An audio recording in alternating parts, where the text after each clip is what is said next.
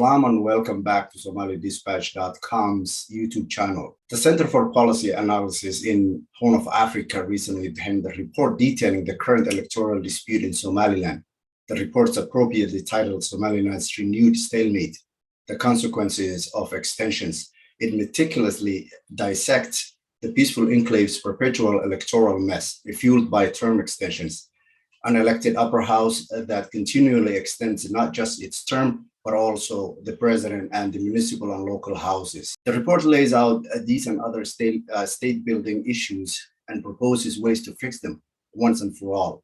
To discuss the report, we reached out to Mona Ahmed Abdi, a program director at CPA, and I started our discussion by asking her if she could sum up the history of the tumultuous term extensions in Somaliland. I am honored to be here, and I look forward to our discussion points, and so excited.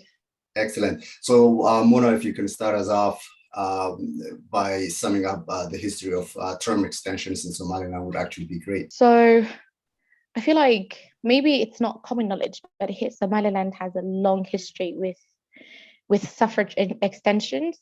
But that basically means is that we've had election extensions.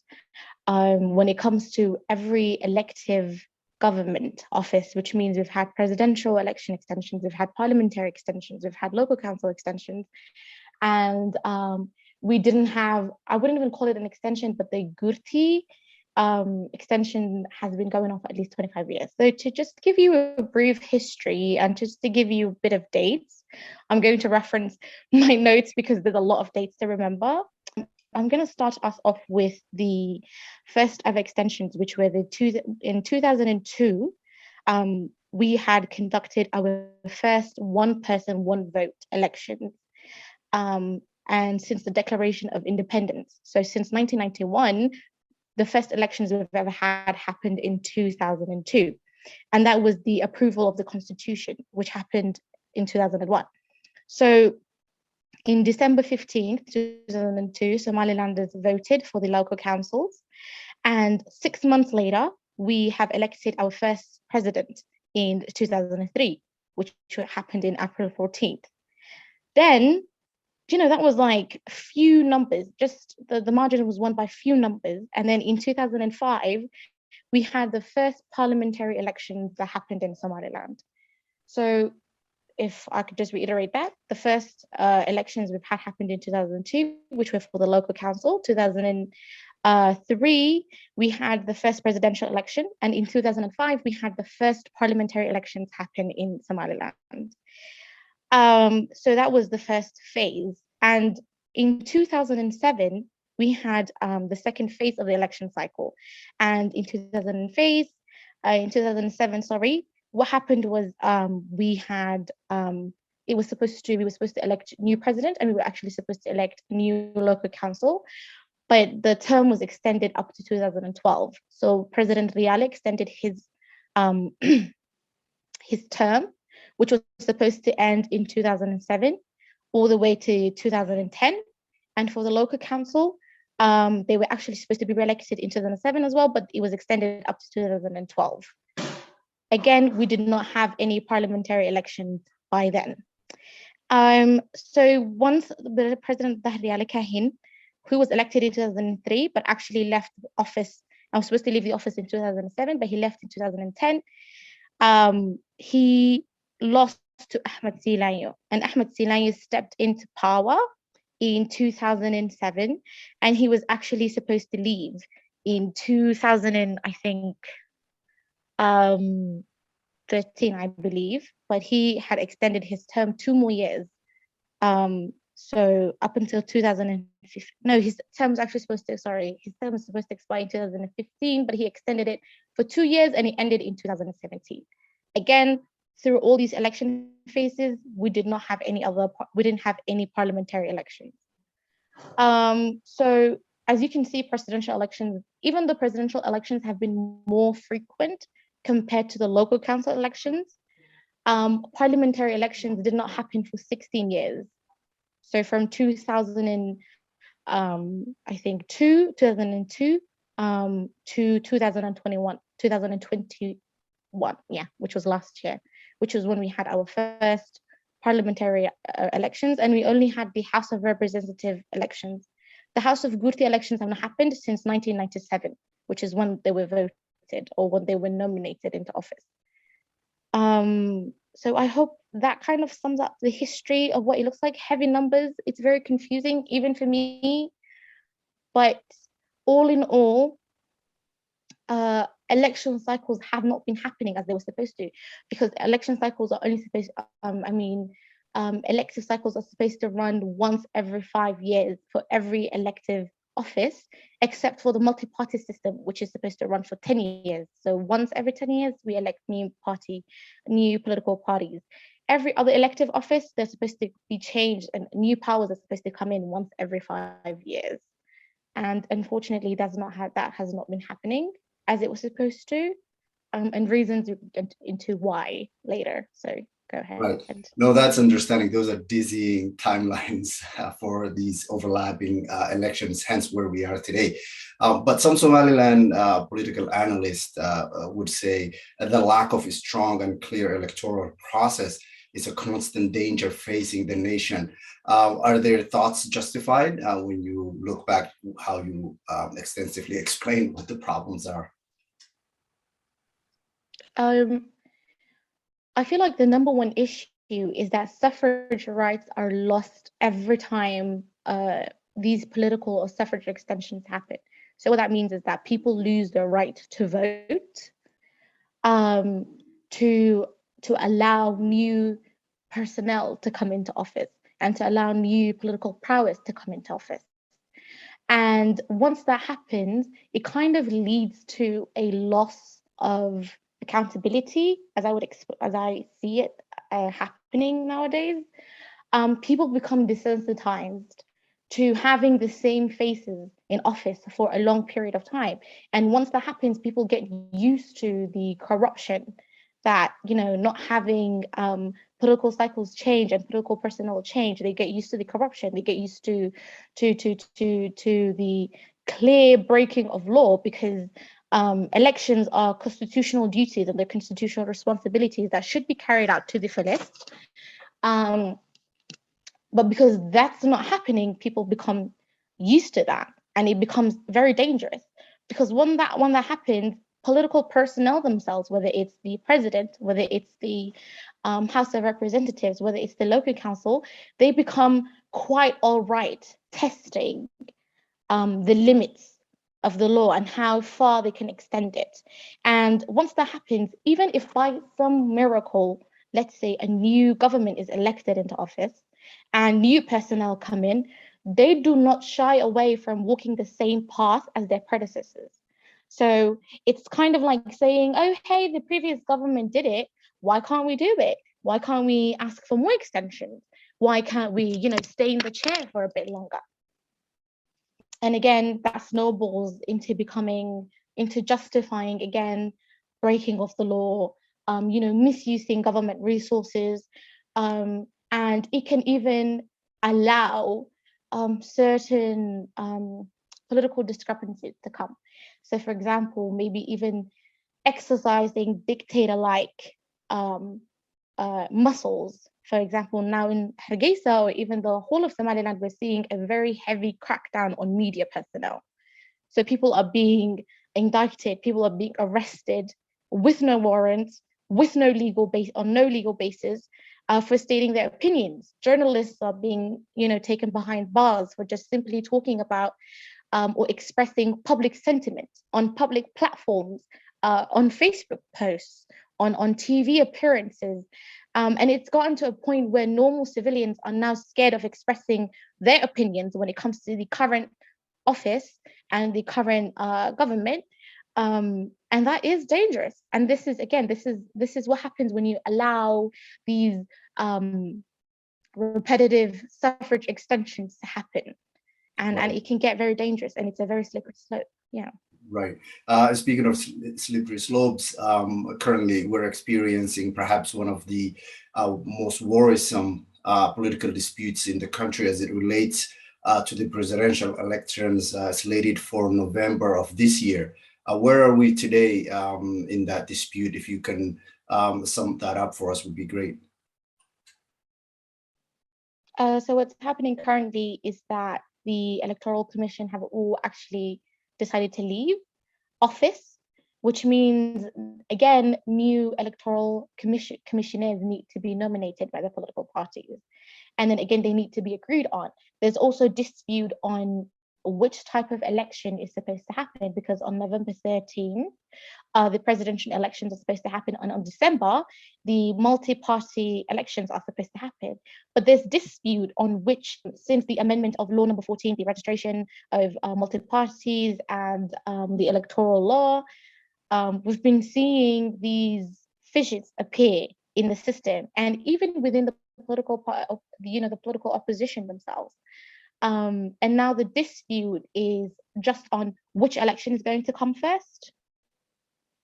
And you can understand and you can relate to both sides, because the current office wants to remain in office a bit longer, and the current parties want to run for the presidential elections before the party association registration starts.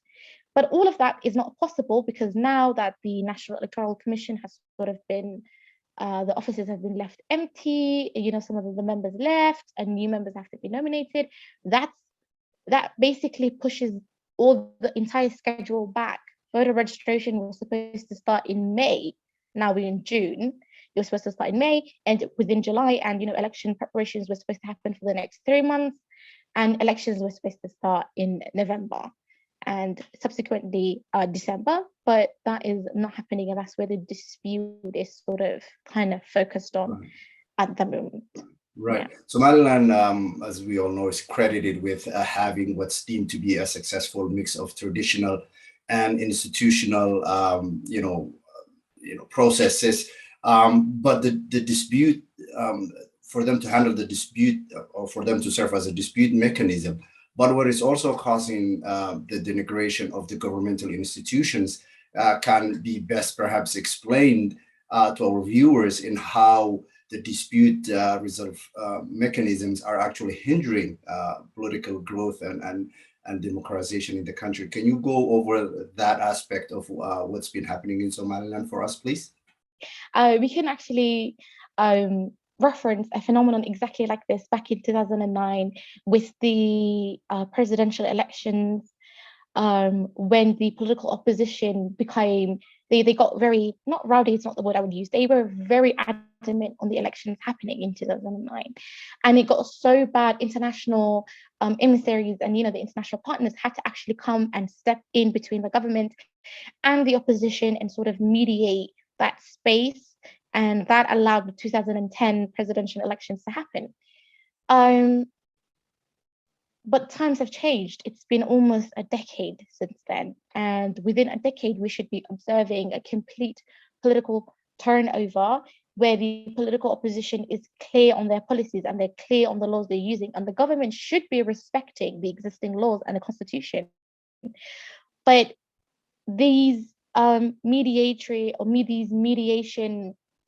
activities, or let's call them processes, instead of actually allowing a sustainable system to be built, we become overly reliant on other people, on third parties coming in and dispute and settling disputes, political disputes between two parties that should have been able to speak on their own, negotiate on their own, and come to terms with what they want on their own.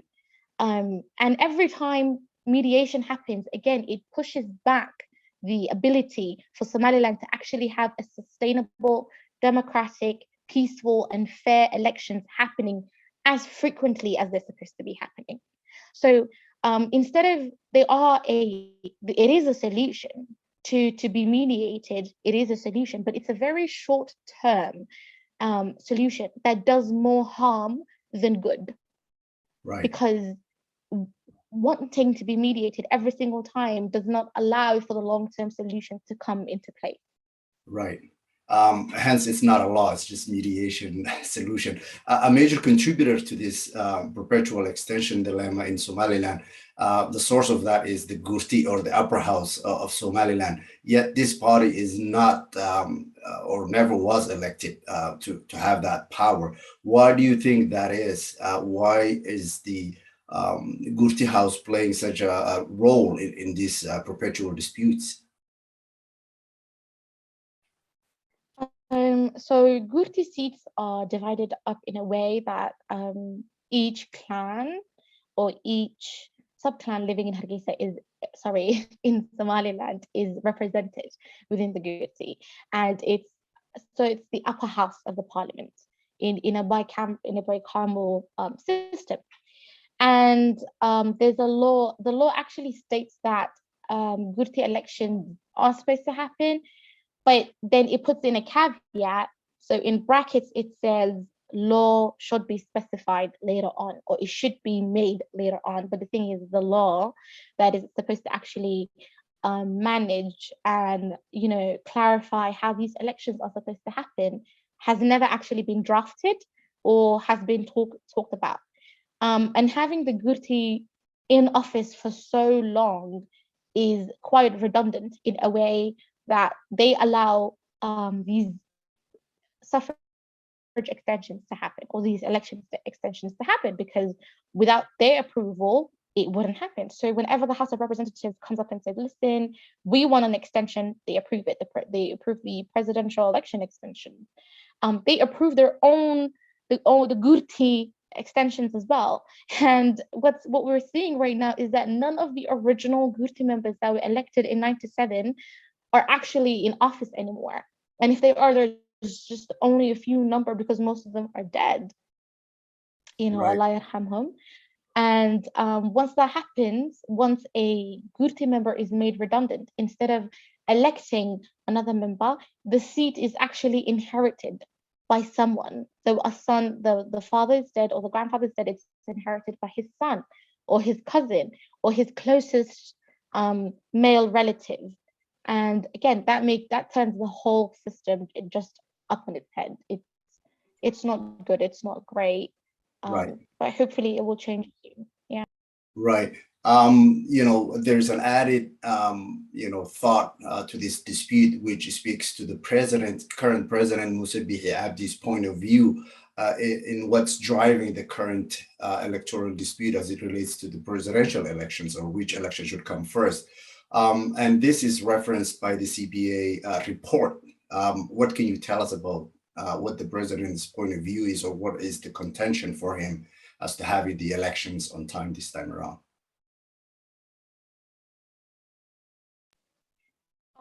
We can actually, let's say, commend the Musabihi office for holding the parliamentary and local council elections at once, which is a phenomenon Somaliland has never seen before. But this time around, what we're seeing is a sort of latent step back from, actively participating in any effort. Basically, to make sure the elections do happen on time, because the presidential office, wants to push for the multi-party extensions to actually happen, or the party association elections to happen. The presidential elections should happen first, and then the party associations elections or registration should happen. So again, that's a bit of a political lacune that is sort of creating this vacuum. And we are seeing a very clear unwillingness for anything to happen, or for any solution to be reached. Yeah. Right. So the Center for Policy Analysis, in which you are a program director of, Muna, made recommendations on how to perhaps not just resolve the current political dispute, but other grievances as well. What are they? Can we just start off with we've explained the extensions, if we can talk about other grievances that the center has proposed solutions for example, of inclusion in political arena of the country? Yeah. Inclusivity is not something that is particularly observed in Somaliland. We've seen that with the local council elections and the parliamentary elections of 2021. No women were elected into the parliament, and only 3 women were elected into the local councils throughout Somaliland. And none of the local council members are actually contenders in major cities. So they're not part of, not in Hargeisa or Bur'o or Burama, but in, smaller regions and smaller towns far in the east. Even though we do commend them and we do congratulate them, and because one of them was actually elected or nominated as a mayor for Hudun, I think. What we are seeing is that there is an extreme unwillingness to allow women and people dealing with, people who suffer who are differently abled, so disabilities, to be put in major offices. And one of the biggest obstacles are always the families, because Somaliland is set up in a way that is tribal systems. People come into office through tribal commemoration and tribal support. And women have, since then, from the past to this day, have struggled with getting acceptance from the families that they were born from and the families they were born, married into. So there's a lack of support there. There's also financial problems. We've released many reports on this. We've actually an extensive report on why women were not elected. There's financial problems or financial issues that we've got going on. There's also the aspect of the religion, where religious leaders are very adamant on not releasing any kind of fatwa or any kind of, form or releasing any kind of statement on if women are allowed to be elected into offices. And again, even if we do, their views are very confusing and they are very much opposed to each other. So there's no common consensus between the religious leaders on if women can come into office or not. There's also need for judicial reforms. So because once we have judicial reforms within the election system and we have sort of security reforms, so with the police and with the Supreme Court, within the Supreme Court, and we have electoral reforms, so making sure election offices are actually open throughout, throughout time, instead of just opening up the Electoral Commission once every 5 years or once we have elections. We can actually observe massive changes and great steps towards change coming in. But Right. we're hoping for now. That's what we're doing. Right. Yeah. I thank you for your time today and for explaining the report that the Center for Policy Analysis concluded about the current political situation in Somaliland as it relates to the dispute that's ongoing. And I look forward in having you participate in our future programs to further explain to our audiences what is really going on in Somaliland. I appreciate your time. Thank you so much, Mona. Thank you so much. Thank you so much, and thank you for having me and letting me speak on this very important topic for our people. Thank you. You are most welcome. Take care. Yeah, you too.